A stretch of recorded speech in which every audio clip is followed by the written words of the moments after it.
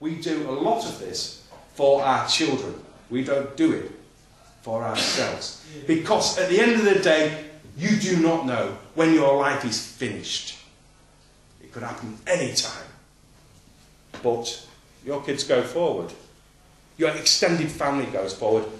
Your nation goes forward and your race goes forward. That's what you have to remember. And when they say you're racist, you're not racist. We love our race, but we are not racist. Yes, there are differences. But that doesn't mean that we should be oppressed for the benefit of somebody else. This is our country at the end of the day. We're going to keep flying our flag here. That's for sure. Now, being a councillor, it's not rocket science. Most people who put their name forward won't be elected. I mean, some people say, oh, you've been thrown in at the deep end. Now you're the leader of the opposition in Barking and Dagenham. And they inundate you with information, regulations, rules which you're supposed to abide by. And do you know the reason why it's that is? Because they want to hog-tie you. They don't want you to say anything. They want to take all those powers away from you. Well, you've got no powers anyway.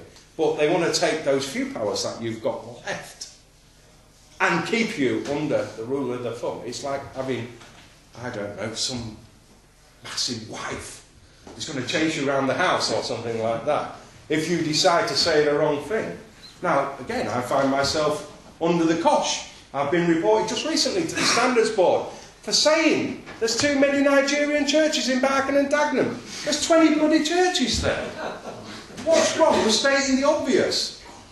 And so, supposedly, that makes me the arch enemy, well, public enemy number one in Barking and Dagenham, but it's rubbish.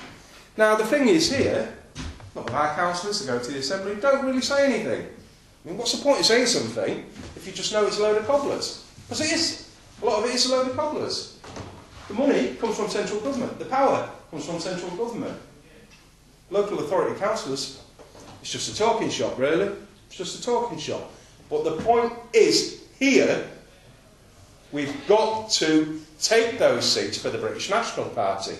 We can't afford for them to be in the hands of Labour any longer. In Barking and Dagenham, they've had their feet under the table 40, 50 years. Look at the state of the place. The state of the place in the last 2-3 years. Primary school, white British indigenous kids in the primary school dropped from 75% to 50% in the last 2-3 years. People have voted with their feet. What next? Like Newham? Like Tower Hamlets? Like Peckham? Like some of these other places? Everybody knows London's in a very precarious situation, full stop. You know, you see a white person in the street, you think, all right, there's another Brit, opens his mouth, Lithuanian, Latvian, Polish. It's right, isn't it? It's right. And he's off down to the job centre. And you're going down the job centre as well. And he's prepared to work for a lot less money than you are. I'll take some questions at the end. Now, the thing is, being a councillor, you get back a lot. You get back some of your self-respect. You get an opportunity to sound out your views, our party's ideas in a public sphere. In a public sphere.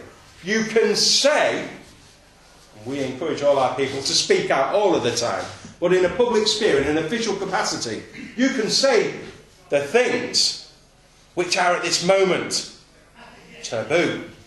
You can speak about immigration. You can speak about race. You can speak about the pressure on the health service. You can speak about crime, stabbings, shootings, drugs, hip-hop, all of the things that are a negative effect. Because, in some respects, because we've allowed it to be that way. Because people haven't voted. They haven't shown an interest. They haven't put themselves up as a candidate for any political party, never mind the British National Party. Now, I don't know. I come over here, I make this address, but I hope some of it resonates with you.